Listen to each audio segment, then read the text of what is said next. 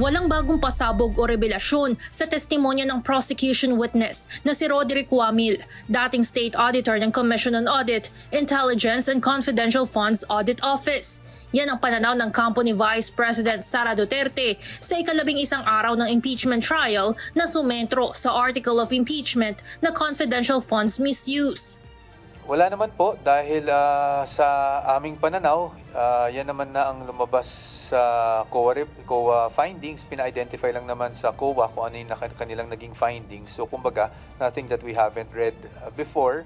Gayunman, sinabi ni Attorney Michael Poa na ang mahalagang dapat malaman ay kung ano ang nangyari matapos ang findings ng COA, bagay na inaasahan nilang lalabas sa mga susunod pang testigo. Limitado lamang rin umano ang naging testimonya ni Wamil sa joint circular, kaya marami pa umanong issue ang hindi pa natatalakay, kasama na ang mga nakapangalan sa mga naturang resibo. I think ang importante po talaga dito, you'll have to wait doon sa ano ba yung naging findings talaga ng COA.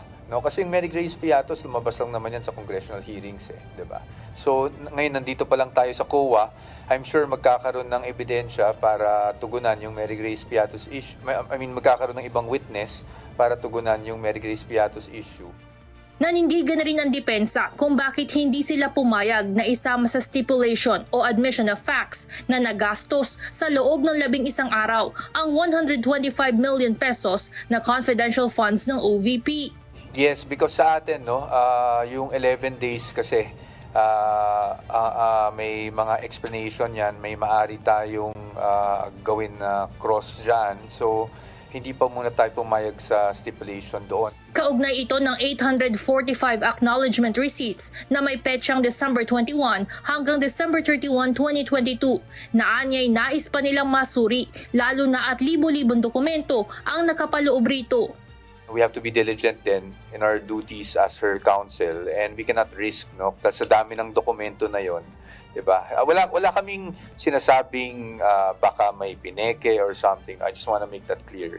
Pero ang sinasabi natin is hindi natin alam, 'di ba? So ayaw natin na mag-stipulate sa ganun karaming dokumento, lalong-lalo na since yung nature nga niya ay acknowledgement receipts. Pumayag naman ang depensa na i-stipulate ang ilang opisyal na dokumento, gaya ng Audit Observation Memorandum at Notice of Suspension dahil hindi nila kinukwestiyon ang pagiging opisyal ng mga ito. Ipinaliwanag naman ni Attorney Poa kung bakit siya tumutol sa ilang sinabi ni House Prosecutor Attorney Lorna Capunan, partikular anya sa paraan ng pagbanggit ng ilang pangalan dahil sa tingin niya ay maaari itong magbigay ng maling impresyon sa publiko. Although she stated naman for the record na she's just reading it the way it's written. So, but to me kasi ang dating sa akin is bibigyan ng kulay. Of course, no offense meant to Attorney Capunan. I'm just doing my job as counsel. Hindi na rin ito sinagot ang ilang usapin tungkol sa confidential funds dahil bahagi na anya ito ng merito ng kaso na mas maiging mailahad na lamang sa mismong cross-examination. Evan Alvarez, humahataw sa Balita Ngayon.